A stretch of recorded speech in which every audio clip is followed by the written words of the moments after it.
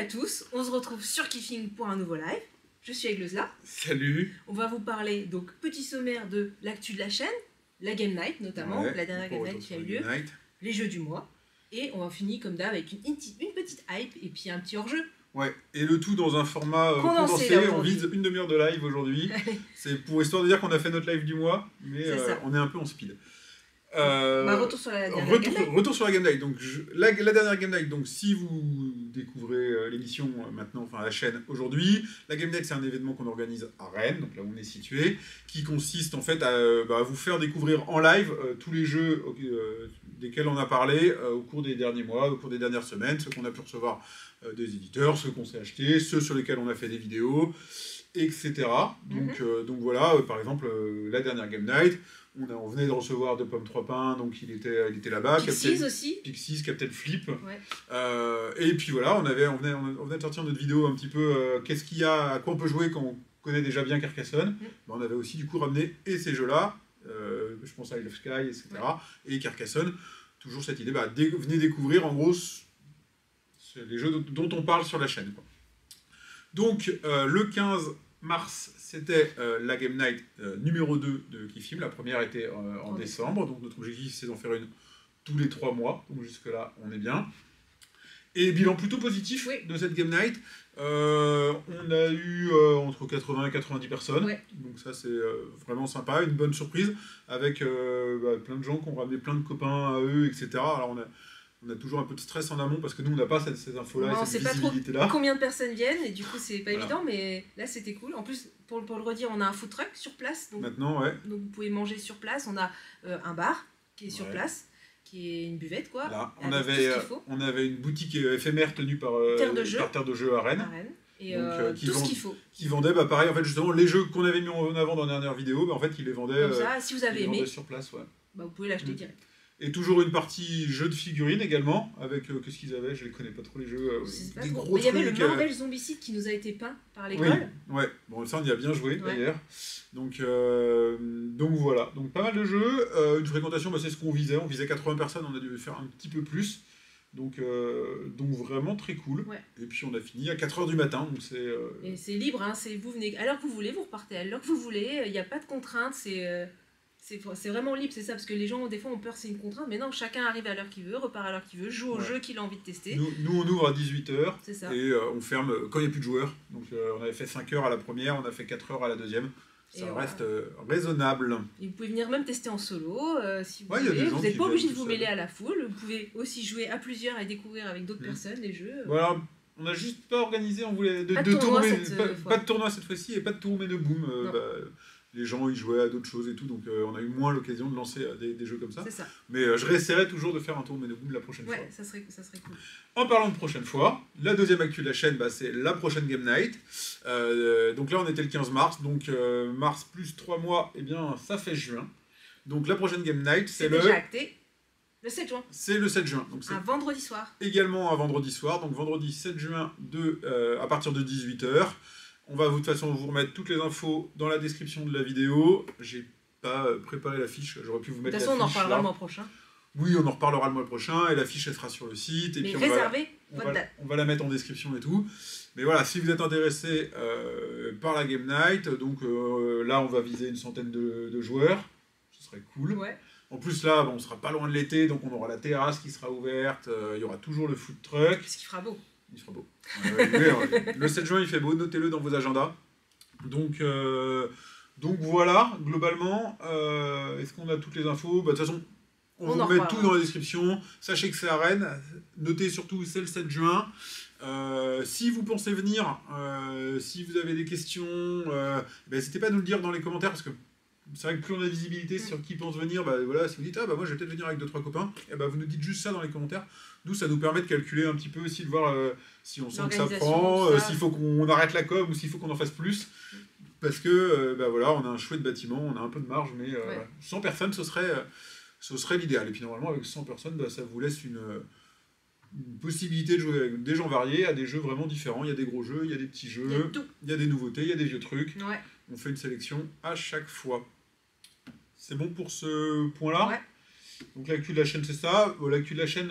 C'est les séries de vidéos qu'on lance, là. Ouais, donc, la série de vidéos qu'on lance. Il y a première Carcassonne, on en avait déjà parlé. Là, la dernière qui vient de sortir, c'est sur Splendor. Alors, le sujet de ces vidéos-là, parce que là, tu... Oui. Donc, c'est... En fait, beaucoup de gens, c'est devenu des classiques. Et beaucoup de gens, on voit sur les groupes, sur les différents forums et tout ça, se disent... Bah, moi, j'aime bien Splendor, mais à quoi je pourrais jouer qui ressemble ou dans l'idée, dans l'esprit. Et du coup, on vous propose une sélection. Là, on en a proposé 5 qui pourraient du coup convenir, plus complexe, plus facile, plus joli, on va dire, plus moderne. Et vous avez le choix, du coup, on vous explique ces 5 jeux-là et qui peuvent du coup vous correspondre si vous avez aimé Splendor. Donc on a fait Carcassonne, on a sorti Splendor la semaine dernière. Et le prochain c'est quoi? C'est oui, je viens de dire. C'est Seven Wonders et ça sort probablement la semaine prochaine. Ouais. Donc voilà, dites-nous si vous pensez aussi de ce format-là. Nous on aime bien ce format-là. On trouve que le format qui avait un focus où on présente juste les jeux récents et tout, il y a plein de gens qui font ça aussi, donc on essaye de diversifier et puis de présenter des jeux finalement qui existent déjà, qui sont très bien, qui sont un peu qui peuvent être un peu méconnus ou autres. Moi j'aime bien la vidéo de Seven Wonders qui arrive parce que voilà, c'est pas forcément que des gros jeux hyper connus. Ouais. Donc voilà, on continue ce format-là. Et puis si vous avez des idées de jeux comme ça que vous voulez voir dans ce format-là, voilà, vous vous dites alors nous, on sait déjà ce qu'on fait après Seven Wonders, mais vous dites, j'en sais rien, donne-moi une idée. Codenames, vous jouez à fond à Codenames et vous voudriez des jeux comme ça, c'est dans la liste de potentielles vidéos sur... Comment... Eh ben, dites-nous, faites Codenames, dites-nous en commentaire, on réfléchira à faire plein de vidéos sur ce style-là. Ça nous plaît bien. Ouais. Et voilà, et sur la chaîne, ces derniers temps, il y a eu le focus de 3 pommes de pain. 2 pommes, 3 pains. 2 pommes, 3 pains. 4 pommes, 6 pains. Ouais. J'ai jamais été très fort en maths. Qui est sorti. Chronologique aussi, le petit jeu de déduction de Super Meeple et Ori Games, qui est vraiment très sympa. La suite enquête de Turing Machine, quoi. Plus accessible et justement plus familiale. La version enquête de Turing Machine. Ouais. C'est ça. Et pas mal de choses déjà. Voilà. Et pour l'instant, en vidéo, on va refaire des focus. Voilà. On a quelques nouveautés dont on vous parlera prochainement. Et du coup, en actu générale, pas tant que ça de choses, à part que Paris Ludique, qui était le gros festival, est annulé. Je crois qu'on l'a dit la dernière fois. Peut-être, je sais plus. Du coup, allez à l'alchimie du jeu, on fait la promo. Du coup, c'est le gros festival qui est début mai, là. C'est en train de devenir gros. Ouais. Qui va devenir gros, puisqu'en plus, il n'y a pas Paris Ludique. Donc voilà, si vous êtes sur Toulouse, allez du coup à l'alchimie du jeu. Je pense qu'il y a beaucoup d'auteurs, il y aura beaucoup d'éditeurs et beaucoup de choses à voir là-bas. Et ce sera l'occasion de ne pas nous rencontrer parce qu'on n'y sera pas. Non. Ok, on revient un petit peu sur les jeux qu'on a découverts ce mois-ci. Ouais. Vas-y, ouvre le bal.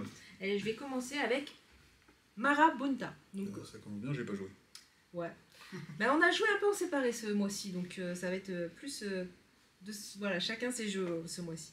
Donc Marabunta, c'est un petit jeu à 2, donc il a quand même bien buzzé, il a bien marché à sa sortie. C'est un jeu de Ragnar Knizia, qui a combien, 700, 800 jeux, je sais plus maintenant, tellement il en a fait. C'est un petit jeu donc à 2 de conquête de territoire à moitié en roll and write. Voilà, en gros, c'est vraiment hyper accessible. Ce qui est intéressant, c'est qu'en fait, on va lancer des dés.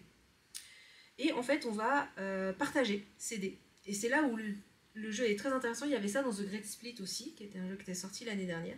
Et en fait, on va du coup partager ses dés et proposer à son adversaire, parce que c'est un jeu que 2 joueurs, lesquels des 2 dés il veut. Donc il faut toujours équilibrer quand même. Donc il faut comme donner des bonnes choses à l'adversaire, mais pas trop. C'est ce qu'il y a dans King Domino Duel. Ouais, peut-être. Et du coup, en fait, le truc, c'est que si on déséquilibre, forcément, l'adversaire va prendre ce qu'il y a de mieux, on n'aura pas.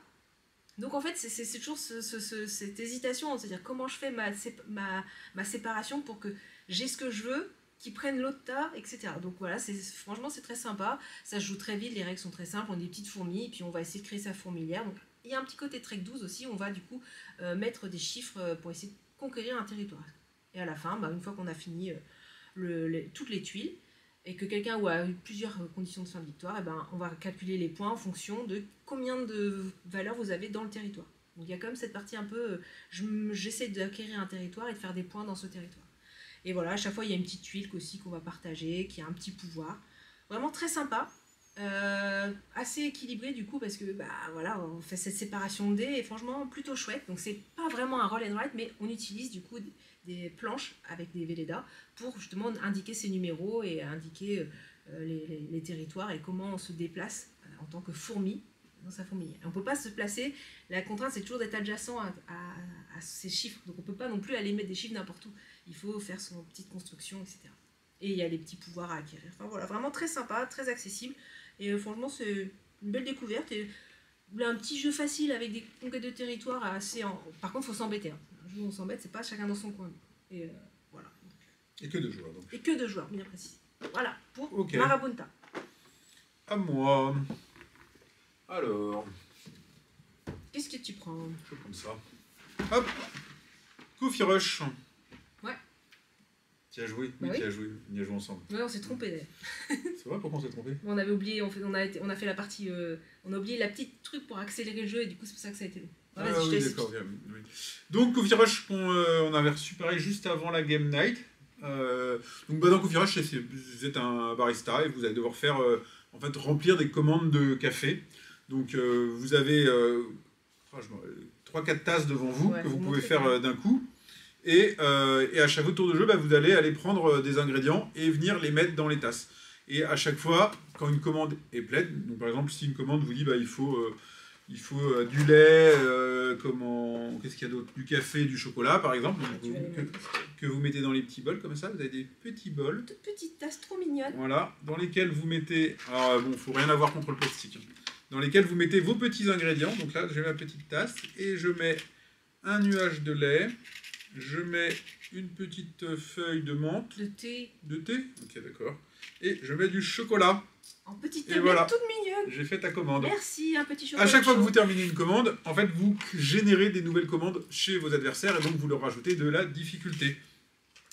Et donc voilà, il y a un rush en fait, puisque plus les gens attendent et moins ils sont contents. En fait, à chaque fois que vous terminez une commande dans les temps, vous gagnez un petit pouce, un petit like sur un réseau social. Et si vous avez fait la mauvaise commande ou que vous ne l'avez pas faite à temps, vous gagnez un petit j'aime pas. Et à la fin, on compte les j'aime pas. Et celui qui a le plus de j'aime a gagné. Et d'ailleurs, c'est le déclenchement de fin de partie. Si quelqu'un qui en a 5 ou 4, je sais plus un nombre de joueurs, ça déclenche la fin de partie. Parce que là, on est asséné, on reçoit toutes les commandes et on peut plus répondre à la commande. Donc voilà, c'est vachement thématique au final. Moi j'étais surpris, quand j'ai ouvert la boîte et que j'ai vu les petits bols et tout, je me suis dit oh là là, que de matos qui va servir à que dalle. Et en fait non, enfin, pour le coup ça marche vraiment bien, c'est hyper thématique et du coup on a vraiment un petit peu cette impression de préparer des cafés. Je repense à ça typiquement tout à l'heure quand on a parlé d'It's a Wonderful World tout à l'heure, où on dit en fait on joue le bonhomme bleu, on joue les ressources vertes sans absolument se plonger dans le thème. Là, on se dit vraiment, bon, je vais mettre du chocolat, un nuage de lait et tout. Donc au moins, le thème est fort, il est présent, il marche. Le jeu est assez casse-tête finalement et un peu plus complexe que ce qu'il y paraît. Parce qu'il y a vraiment cette idée de, on envoie des commandes chez l'autre, etc. Il y a des petits pouvoirs qu'on va déclencher. Et on peut gagner du coup 2 fois la même ressource. Donc ça serait là, on va optimiser ces commandes pour qu'on ait besoin de 2 thés et les mettre on a 2 ressources d'un coup parce qu'on n'a que 3 tasses. On peut s'améliorer en gros, quoi. On peut pas en mettre partout, il faut viser quand même, on n'a que 3 tasses. Et du coup, essayer d'avoir les mêmes commandes, ça simplifie parce qu'on prend les mêmes ingrédients et tout. Ouais. Donc voilà, c'est quand même un peu brainy. Et surtout, si vous jouez à nombreux, vu que vous envoyez, à chaque fois que vous réussissez des commandes, vous envoyez des nouvelles commandes chez vos adversaires, et donc vous leur générez de la pression, entre guillemets. C'est comme ça que le jeu, qu'on a toujours quelque chose à faire, et à plusieurs, à 3, c'est tout de suite beaucoup plus violent, entre guillemets, qu'à 2. Où on en avait certes, nous... On avait oublié de remettre, à chaque début de tour, on devait rajouter une carte pour aller plus vite. On doit se rajouter une commande, mais une seule. Alors que quand tu joues avec deux... Si vous jouez à 3, vos 2 voisins vous envoient des commandes, et ça va beaucoup plus vite. Et le jeu, il prend un peu plus de pression. Donc c'est pas mal. Moi, je suis pas revenu, j'y ai pas rejoué. Mais comme c'était un mois un peu particulier, mais en soi, je rejouerais bien, pas de problème. C'est sympathique, ouais. C'est vrai que ça change un petit peu ce côté où on va avoir cette pression-là, se dire oh, on reçoit beaucoup de commandes, est-ce qu'on va y arriver, etc. Et en fait, on n'y arrive plus. Et puis, en fait, le truc, il est un peu punitif parce que plus on a de commandes et plus on n'y arrive pas, et plus on va se faire jeter, quoi. Salut Lédio qui vient de nous rejoindre dans le chat. Ouais, non, tout à fait. C'est vrai qu'il a ce côté hyper un peu frustrant, un peu comme dans la réalité, où dur de s'en sortir. Plus on est noyé sous les commandes, plus on est noyé sous les commandes, quoi. C'est ça. Donc il peut être un petit peu frustrant. Mais ça marche bien, bien, c'est original, ouais. C'est une belle édition, donc avec un thème si ça vous plaît. Ouais, si le thème vous plaît, à offrir, je sais pas, le jeu est chouette avec l'édition et tout, je trouve que c'est un jeu qui est sympa dans une collection, quoi. Ouais. Voilà. Allez, à toi. Je vais parler du match du siècle. Et je suis que dans des jeux de joueurs aujourd'hui. Donc, le match du siècle. Donc, un jeu avec une thématique particulière. En fait, c'est pour recréer le dernier match du championnat du monde entre Spassky et Fischer sur le jeu d'échecs. Mais ce n'est pas du tout un jeu d'échecs. C'est que la thématique. C'est un jeu de tir à la corde. On va le comparer un peu, même beaucoup le comparer à Watergate, pour ceux qui connaissent. Donc, c'est un jeu de joueurs aussi avec une thématique assez forte ou du coup est asymétrique. C'est les principales caractéristiques en commun. Il est plus accessible, je trouve, que Watergate, où il y a peut-être un petit peu plus de règles, etc. Celui-là, il se prend en main très facilement. On va avoir chacun son deck de cartes, on joue, et puis c'est tout. On va avoir 4 parties de jeu, donc 4 échanges possibles. Ça se joue en 6 parties gagnantes. Le premier qui gagne 6 parties gagne la partie, gagne le jeu. Et pour gagner une manche, comment ça marche? On va avoir 4 échanges possibles. On va pouvoir du coup gagner du prestige, on va dire ça comme ça.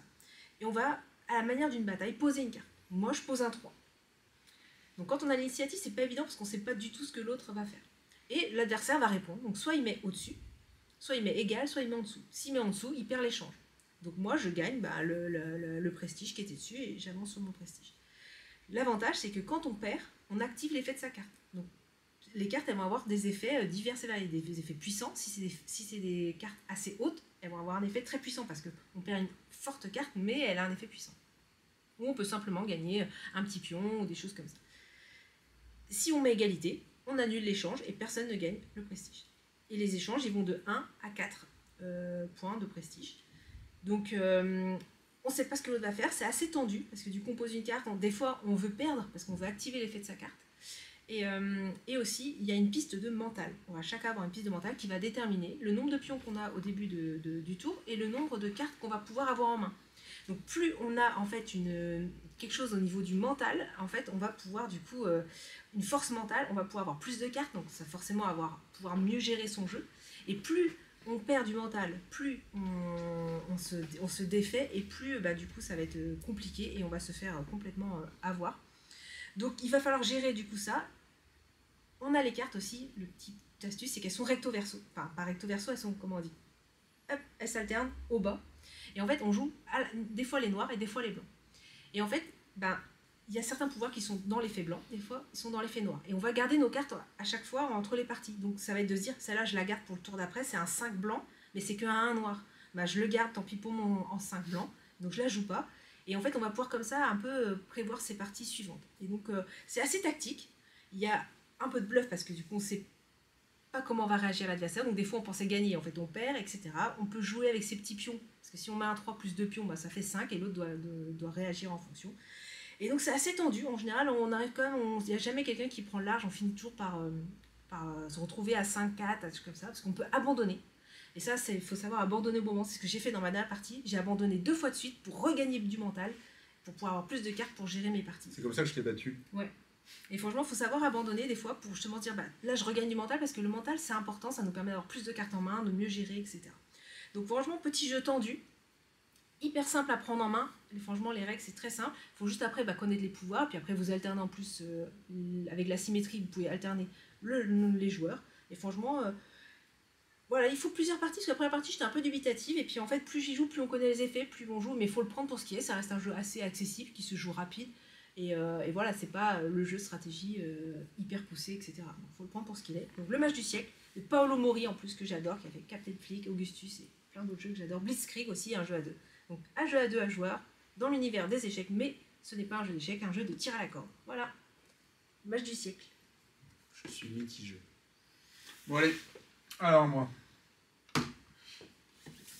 Allez, moi je vous parle de Emblem Space Agency. Alors c'est un jeu, c'est facile. Est-ce que vous avez déjà joué à Cascadia? Non, pas Cascadia. Non, pas Cascadia, Celestia. Est-ce que vous avez déjà joué à Celestia? Si vous avez déjà joué à Celestia, c'est exactement la même chose. Voilà. C'est fini. Et c'est Ragnar Knizia. Et c'est de Ragnar Knizia. Alors, non mais, sans déconner, je vais vraiment pas l'expliquer parce que c'est exactement Celestia, avec les mêmes règles. Peut-être certains ne connaissent pas les Celestia. mêmes pouvoirs. C'est juste que c'est... est-ce que c'est mieux édité? Celestia était hyper bien édité. Et là, ils ont mis un super playmat. Les illustrations, c'est chouette. Il y a des chats. Mais sinon, voilà, c'est tout. Un beau tapis en néoprène. En gros, je ne comprends pas, malgré la beauté du jeu, etc., qu'on sorte une copie conforme d'un autre jeu, parce que c'est une copie conforme avec 2-3 pétaux de changement. Il a dû demander, hein, je pense, sinon il y aurait quelque chose qui serait engagé contre... Si c'était une réédition du même auteur, je comprendrais, mais là je comprends pas. Et le jeu, si vous n'avez pas Celestia, si vous aimez les chats, si vous voulez du beau matériel, et c'est un mécanisme de jeu qui est très bon. C'est du stop ou encore. Mais ouais, c'est un jeu de stop ou encore qui met un peu l'ambiance, qui est rigolo, mais c'est une copie conforme d'un autre jeu. Donc c'est bien, mais c'est pas bien, quoi. Donc voilà. Ouais. J'ai rien d'autre à en dire. Pour moi, il vaut mieux jouer à l'original. Voilà. Malgré le playmat qui est vachement sympa. Voilà, j'ai été rapide sur Emblem. C'est bien. Oui, si tout le monde explique les règles en détail. Allez, à toi. On en est où? On continue?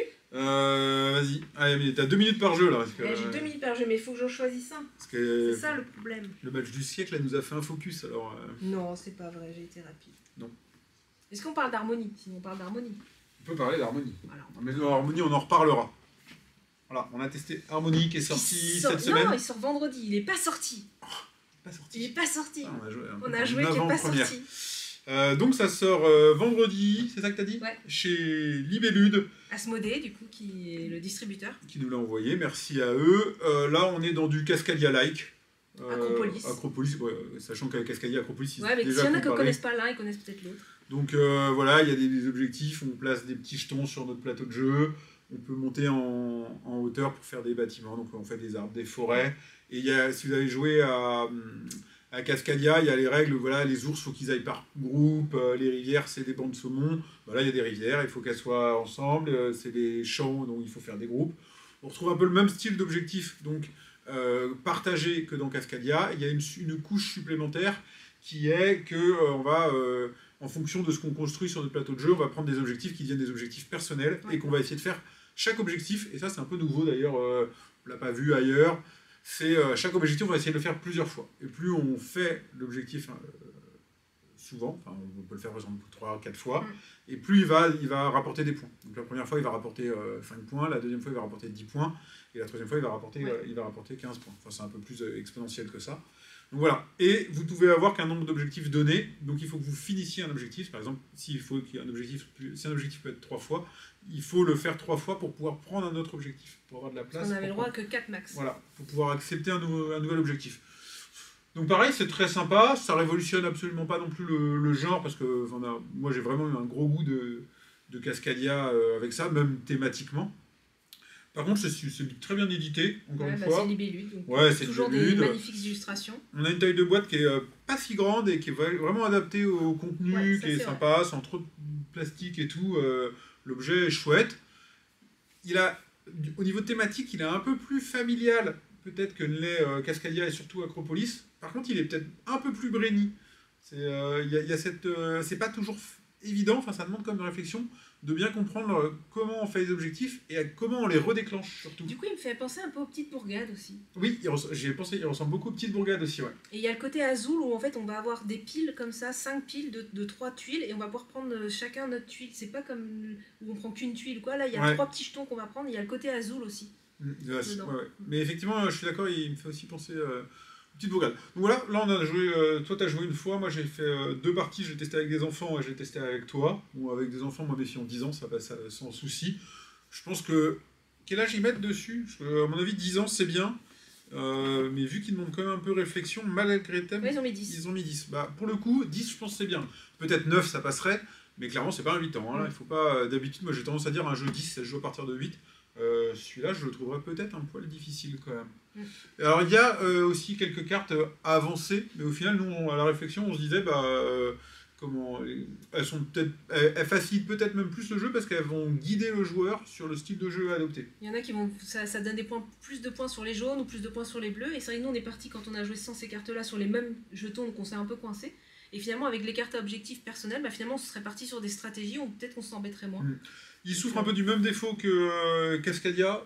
À 2 joueurs, la pioche de jetons se renouvelle pas un peu. Et ça, il manque une règle pour les renouveler. Je trouve ça un peu dommage de sortir de 2 ans après Cascadia et de faire la même erreur. Mais voilà, bah, si en tout cas vous avez, soit si vous avez adoré Cascadia, vous pouvez aller sur ça, ou les autres titres qu'on a cités, soit si vous les avez pas, bah, c'est aussi une bonne façon de découvrir ce genre de jeu.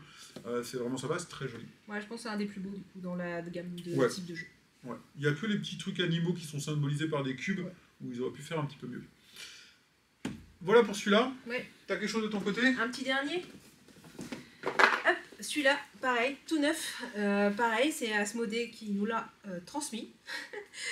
Non, tu peux pas dire ça. C'est Repos Productions qui le fait. C'est un jeu d'ambiance avec des dés et des cartes. Donc, ce n'est pas son type de jeu parce que c'est un jeu beaucoup de chance. Évidemment, c'est un jeu de dés. Que de chance. Donc, je pense qu'il y a un petit côté quand même où on peut quand même modifier cette chance. Donc, c'est une sorte de King of Tokyo, mais vraiment beaucoup plus simple. Donc, on va lancer des dés. Tu peux modifier tes chances, tes dés, si tu as eu de la chance avant et que tu as eu ce que tu voulais. Après, je connais pas, mais je sais que c'est issu d'une BD, je crois, les illustrations, etc.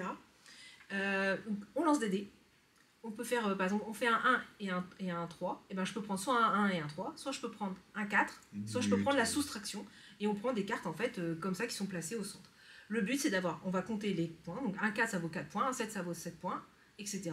Donc, ça, c'est comment on va compter des points. Mais certaines cartes ont des petits pouvoirs. On va pouvoir voler une carte à un joueur. On va pouvoir relancer ses dés. Et donc, mais forcément, si on les joue en cartes avec leur pouvoir, on perd leur valeur. Donc, si moi, je relance mes dés, bah, je perds mon 2. Bah, c'est pas grave, si je perds que 2, mais si je gagne une meilleure carte. Il y a un petit côté aussi où il y a des cartes doubles. Donc, si on fait un double sur les dés, donc de 2 par exemple, on va pouvoir prendre un mecha. C'est une carte qui vaut 15 points. Mais on peut se la faire voler si quelqu'un d'autre fait un double 2, il peut très bien essayer de me la voler, sauf que il essaye juste de me la voler, il va piocher une carte dans ma main, soit c'est une bonne carte, soit c'est une petite carte, soit c'est le mecha, mais il y a des cartes, les 3 par exemple, accordent des blessures. Donc si par exemple on me vole un 3, bah, la personne elle prend moins 3 points. Donc voler c'est important, mais il faut faire attention. Et les 1 qui normalement rapportent 1 point, celui qu'on a le plus, il gagne 15 points. Donc voilà, donc on peut quand même modifier des choses avec les pouvoirs, etc. Donc ce petit jeu d'ambiance, il se joue de 2 à 4, ça aurait été mieux qu'il se joue jusqu'à plus, justement, parce que c'est petit jeu d'ambiance 2D, on va s'embêter. En fait, pour moi, c'est ça le problème, c'est que ça aurait été drôle à plus nombreux, que ce puisse être un peu le bazar autour de la table. Bon, là, on a joué à 3, donc le jeu est donné de 2 à 4, donc à 3, on est censé être dans le truc. Moi, je trouve ça plat, c'est pas ce que j'appelle de l'ambiance. Hein. Oui, mais parce que du coup, le but c'est de s'embêter, on va essayer de se voler les cartes, etc. Le petit jeu facile à sortir, vu que, en plus, il y a une feutrine dedans pour faire la piste 2D, donc là, vous pouvez l'amener dans le train. Voilà, vous jouez à 4 dans le train, dans l'avion, prend pas de place. Et voilà, petit jeu sympathique, c'est Pikit. Sinon, il y a des vrais jeux qui prennent pas de place. Les microgames, le roi des ribots. Non, moi, Pikit, c'est que un jeu de dés. Enfin, bah oui, c'est un jeu de chance et on s'amuse. Il n'y a rien de nouveau, et même niveau ambiance, il m'a pas... Moi, je le trouve joli. Ça me suffit pas. Tu veux parler du hors-jeu, du coup, peut-être? Bon, allez, moi, je fais 1 minute sur les jeux vite fait, histoire de dire qu'on y a joué, mais il faudra qu'on y revienne. On reviendra sur Doggerland quand il y aura joué. Un jeu de gestion, mais pas si long. On a joué une partie, c'est 45 minutes, 1 heure. C'est une sorte de paléo non coopératif, on va dire. Okay. Entre les contes Catan et paléo, à peu près. Donc, on reviendra dessus. On a testé également, alors moi j'ai testé, tu n'as pas testé, Les Aventuriers du Rail Paris, qui est sorti aussi récemment. Dans leur gamme où il y a Londres et New York déjà, où j'ai testé New York. Donc c'est exactement comme Les Aventuriers du Rail Europe, sauf qu'une partie dure un quart d'heure. Ouais, c'est des mini. Donc c'est vraiment rapide, mais il n'y a quasiment pas de modification de règles. Donc voilà, faut savoir que ça va se jouer vite, donc faut pas prendre 12 000 objectifs. Mais sinon, c'est exactement les mêmes sensations. C'est peut-être un bon moyen de faire découvrir Les Aventuriers du Rail à quelqu'un en un quart d'heure, avant de le faire passer sur plus gros. Je suis pas sûr que ça dépasse cet intérêt-là. Donc moi je m'étais dit, tiens, si ça peut être cool à la maison, ça peut marcher, parce que j'ai une de mes filles qui aime beaucoup Les Aventuriers du Rail, qui aimerait bien qu'on y joue plus, et moi j'ai pas envie. C'est bon, on a dû faire... Ça, tu fais des petites parties 15 minutes. On a dû faire 70 parties quand elles avaient 8 ans, j'en peux plus. Et là je m'étais dit, bah voilà, si elle veut faire d'un Aventurier du Rail et que ça dure un quart d'heure, au pire on fera celui-là. Bon, je chercherai encore des excuses pour faire autre chose. Voilà, de mon côté. Ouais, une petite hype rapide. Allez, une petite hype rapide. Du coup, il y a plein de jeux là, notamment chez Yellow, il y a Bamboo qui va sortir fin du mois, qui me plaît bien, un peu, apparemment c'est dans l'univers de Bitoku, qui du coup, c'est pareil. Et du coup, mais plus accessible, plus facile, en plus la boîte, beaucoup de matériel dans la gamme de Château Blanc et de la Cathédrale Rouge, donc la boîte elle vaut 30 €, mais il y a énormément de matériel et tout ça, enfin, c'est impressionnant. Il y a Barwood Grove de chez Super Meeple qui là me fait vraiment de l'œil. On incarne un bard, un deck building, on va devoir faire de la musique pour elle. Voilà. Il y a le côté thématique qui me plaît beaucoup. Il y a Dans l'ombre du Kraken Ouais, alors celui-là, moi j'allais dire, j'espère que tu me le laisses quand même. Mais je pense qu'on l'avait déjà mis dans la hype la dernière fois. Ouais, mais parce que là, c'est imminent. Donc, bon, coop, enfin, jeu à rôle caché, donc semi-coop, etc. Moi, c'est tout à fait ma gamme. Mais là, c'est vrai qu'il y a un côté avec le bateau, un truc qui est... Je sais pas, ce que j'en ai vu en vidéo, ça me tente vachement. Je pense qu'il est plus long par contre. Je pense que c'est bien 1 heure, c'est un peu jeu de plateau quand même. Oui, c'est ça. Il y a un rôle caché, mais avec un plateau. Moi, ça me tente beaucoup, ça. Ça a l'air d'être tout à fait ma cam. Ouais. Et surtout que j'en ai un peu marre des jeux d'affrontement classiques en ce moment. J'ai envie de coop. Donc moi justement, en hype, est sorti ou sort sous peu Atlantis Rising chez Duke Doc. Que j'ai vachement... L'Atlantide est en train de se... Ouais, que j'ai bien envie de tester. Une sorte de deal interdite en beaucoup plus gros. Puisque les bords de la carte vont se faire manger petit à petit par la montée des eaux. Et donc voilà, c'est une réédition d'un jeu qui est sorti en 2008, je crois, un truc comme ça. Donc c'est pas... ouais, c'est ça, c'est pas récent, mais j'ai bien envie de tester ça. Voilà, de mon côté. De toute façon, de mon côté, en ce moment, j'ai envie de faire que du coop. Alors, je pense... Dites-moi un truc si ça vous intéresse. J'ai envie de faire des vidéos sur le jeu coop. Je sais que il y a plein de gens qui n'aiment pas le coop. Donc je suis sûr, il y a des gens qui aiment le coop et qui trouvent qu'on parle pas assez de coop. Donc j'ai envie, j'ai pas trouvé exactement ce que je dirais, mais j'ai bien envie de faire des vidéos sur les jeux coop. Faut que je trouve comment je vais faire ça, mais ça me tente bien de la présentation, de la comparaison de jeux coop ou des parties de jeux coop, je sais pas, un truc comme ça.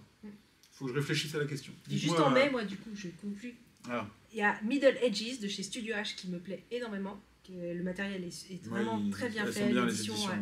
Et Littoral aussi, qui est un petit jeu. C'est la maison d'édition québécoise Randolph qui fait ça. Avec des petits jetons, avec un matériel, on peut emporter à la plage, on a un petit sac, etc. Petit jeu simple, mais a priori qui marche très bien. Et je vais pas plus loin parce qu'après, on y reviendra. Pour juin. Oui, il y aura d'autres émissions d'ici là. Fort bien. Tu veux faire un petit hors-jeu ou on n'a pas le temps? Allez, on fait un tout petit hors-jeu. Tout petit. T'en as combien? Je peux en avoir 1,5. Mais je vais faire vite. Donc, premier hors-jeu, j'ai vu Wonka. Je sais pas si tu l'as vu. Non, je l'ai pas vu encore. Faut que je regarde avec mes filles. J'aime pas trop Timothée Chalamet. Je trouve qu'il est un peu mono-expressif, etc. Et je l'ai trouvé vraiment très bien dans Wonka. Je trouvais qu'il incarnait très bien le rôle. Donc Wonka, c'est le préquel de Willy Wonka. Ouais, de Charlie et la chocolaterie. De Charlie et la chocolaterie. Donc on suit Willy Wonka au début, donc comment il va créer sa chocolaterie. Je le trouve très bien dans le rôle. Il faut savoir que c'est une comédie musicale, donc ça chante beaucoup. Donc si vous n'êtes pas préparé, ça chante. C'est peut-être pour ça que je ne l'ai pas regardé encore. Voilà, parce que du coup, si vous n'êtes pas préparé, il y a beaucoup de chansons. On retrouve les décors un peu de The Greatest Showman. Donc, et en fait, quand je l'ai vu, ça m'a sauté aux yeux. J'ai été voir et effectivement, c'est les mêmes décorateurs. D'accord. Donc on retrouve cet esprit. Mais les chansons, je les trouve moins bien. Moi, la bande-son de The Greatest Showman, je l'ai écoutée en boucle. Là, j'ai pas réécouté la bande-son. Les chansons m'ont pas percuté, on va dire. Mais le graphisme, l'histoire, franchement, j'ai été très, très agréablement surprise, donc ça m'a vraiment bien plu. J'ai bien aimé Timothée Chalamet dans le rôle. Et la deuxième, je viens de la commencer. Donc je suis au troisième. Donc le premier en entier, c'était Wonka, que tu recommandes. Que je recommande. À condition d'aimer la comédie musicale. Voilà, faut préciser. Et le deuxième, demi. C'est la nouvelle série qui vient de sortir sur Prime, qui est Fallout. Ah, je l'ai commencé hier. Ah bah t'en es à combien? 2 épisodes. On est au même endroit, du coup. C'est spécial. J'ai cru que c'était les mêmes créateurs que The Boys, parce que faut dire c'est assez trash et un peu violent, mais a priori non, ils n'ont rien à voir, donc je sais pas trop. Mais alors ça vient d'une BD, je crois. Non, d'un jeu vidéo. D'un jeu vidéo, c'est ça. Jeu vidéo. Fallout. Et donc on suit en fait, il y a eu des bombes nucléaires, etc. Donc c'est une uchronie. C'est une uchronie steampunk, pour être exact. Qu'est-ce qui se serait passé? C'est le monde. Qu'est-ce qui s'était passé si la guerre froide avait continué et qu'elle s'était terminée donc par une guerre nucléaire. Ouais. Et donc là, on est après, on est 200 ans après la fin de la guerre nucléaire. Donc ça, c'est pour le côté uchronie. Qu'est-ce qui s'est passé? Et steampunk, parce que cette guerre froide, elle a continué, mais au lieu que les technologies poussent vers le confort, le confort de vie américain, donc les frigos, les micro-ondes, les grosses voitures, toutes les technologies sont allées dans les armes. Donc vous êtes dans un monde où les armes sont avancées et très évoluées, mais où les gens, ils écoutent la radio, ils regardent la télé sur des vieux transistors des années 50. Ça, c'est ça l'ambiance particulière, c'est qu'il y a toujours un mélange d'années 50 sur ce qui est cadre de vie, et dans le style un petit peu vestimentaire et tout, et à côté de ça, des armes très modernes, donc ça, c'est un peu un univers un petit peu steampunk. Et du coup, on commence où ils sont dans des abris, parce que certains ont eu le temps d'aller se cacher dans des abris. Alors, pas certains, les riches. Oui, les riches. Et du coup, depuis 200 ans, sont dans des abris, et puis il se passe un truc, et puis du coup, il y en a une, c'est pas un secret, on le voit sur la fiche, elle va se sortir. Parce qu'il se passe quelque chose, et là, on voit le monde, du coup, à l'extérieur. Le monde des pauvres. Des pauvres, et du coup, voilà. Donc, faut savoir que c'est assez violent quand même, c'est assez trash. Pour l'instant, nous, ça nous plaît bien, donc on va continuer. Puis j'ai vu que les retours étaient quand même très bons. Ouais, je ne connais pas le jeu vidéo. Les retours sont très bons. Alors, moi, c'est pareil, j'avais pas joué aux jeux vidéo, mais je me suis pas mal renseigné. A priori, c'est vraiment dans la lignée du jeu vidéo. Ça donne vachement envie de jouer aux jeux vidéo, d'ailleurs. Ouais, je suis pas encore emballé, mais j'ai pas de reproche à lui faire. J'ai regardé donc 2 épisodes et je me suis bien amusé. Ouais. On est pareil. Ok. Et voilà. Alors moi j'ai deux recos à vous faire dans le hors-jeu. Premier cinéma récent, c'est Poor Things ou Pauvre créature en français, qui est une sorte de Frankenstein moderne, donc avec une sorte de docteur fou qui redonne vie à une femme décédée. J'ai envie de le voir, mais je vous passe les petits détails histoire que vous découvriez quand même les choses pendant le film. Et donc il va donner vie à une créature, à une femme qui donc a en fait le développement cérébral d'un enfant, mais un corps d'adulte. Bon, elle va apprendre très très vite, et assez rapidement elle va avoir envie d'indépendance, d'autonomie, et elle va se lancer dans une grande quête de cette indépendance, aussi de l'égalité. Elle devient, vu qu'elle apprend très vite toute seule, elle est frappée par l'inégalité dans le monde, et du coup elle va avoir cette quête d'égalité qui va être hyper intéressant, cette quête d'indépendance aussi, et de féminisme, puisque l'égalité principale mise en avant dans le film, c'est vraiment du féminisme. Et elle a une franchise quand elle va voir les gens, parce qu'elle n'a pas les barrières de l'éducation, et elle va poser des questions à des gens comme ça de but en blanc, elle va provoquer les gens, et ce qui est intéressant, c'est que dans le film, les interactions sont plutôt bonnes. Alors on voit en fait les gens qui essayent de la freiner en disant « Ah, on dit pas ça » et tout, et on voit des gens qui le prennent bien en disant « C'est cool, en fait, c'est frais ». Moi j'ai adoré, d'un point de vue... Ça a l'air spécial quand même. Alors déjà c'est très spécial, c'est un côté Frankenstein, etc. Ensuite c'est quand même très cul, il y a beaucoup de sexe dans le film, c'est un petit peu particulier. Okay. Mais par contre, je trouve qu'au niveau intellectuel, et cette quête d'indépendance, d'égalité, je la trouve géniale. La façon dont elle parle, elle lance la conversation avec les gens, mais c'est génial. Moi, je me suis dit, mais moi, je veux rencontrer quelqu'un qui vienne comme ça, me poser des questions et sur lesquelles on puisse échanger, un peu sans filtre et sans tabou, parce qu'elle veut apprendre. Vraiment, j'ai beaucoup aimé le film. Pendant la première moitié du film, on était un peu en mode, waouh, c'est chelou.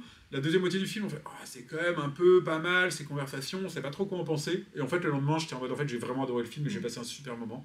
L'actrice, c'est Emma Stone. Ouais, c'est Emma Stone. Qu'on a vu dans La La Land, notamment. Et dans d'autres films. Ouais. Et Non, mais vraiment, je ne peux que vous le recommander, foncez.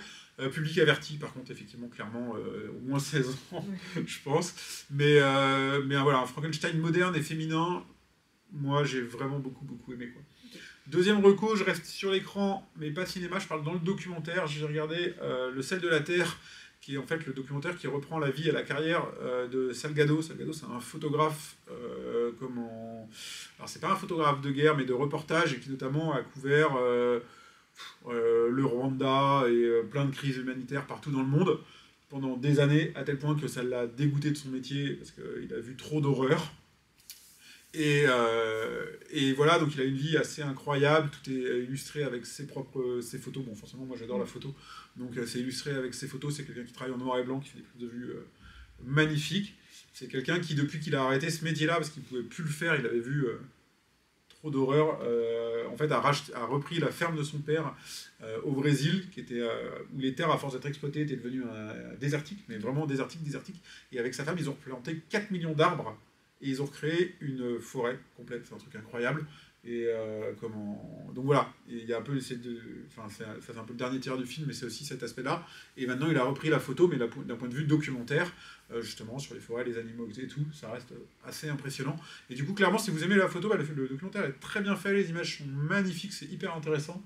Donc je le recommande. Il est sorti il y a plusieurs années déjà, peut-être même une dizaine d'années. Moi j'ai mis du temps à le trouver pour pouvoir le regarder. Mais si vous avez l'occasion de le regarder, je ne peux que vous le conseiller. Voilà. C'était pour le hors-jeu. Mes 2 découvertes. Conclusion. Game Night le 7 juin. Ouais. Dites-nous Venez. Si vous avez aimé les jeux, si vous avez aimé Pikit. Si voilà, donc venez nous en discuter sur Discord. On a des nouvelles vidéos qui arrivent sur YouTube. Abonnez-vous, on a besoin de votre aide pour avoir les sous-titrages. Partagez les vidéos, pas les sous-titres, les timecodes. Les timecodes qui ne veulent pas s'afficher. Voilà, venez sur Instagram, on fait des reviews de jeux et vous saurez aussi les séries qui sortent, les sorties ciné sur Facebook. Enfin, rejoignez-nous sur les réseaux sociaux qui vous conviennent. On se retrouve la semaine prochaine pour une vidéo des jeux comme, et ça sera Splendor. Ça sera Seven Wonders. Splendor est déjà sorti et un nouveau live. Un nouveau live le mois prochain et donc super important, la Game Night. Bloquez bien la date. Le 7 juin. Salut, à bientôt.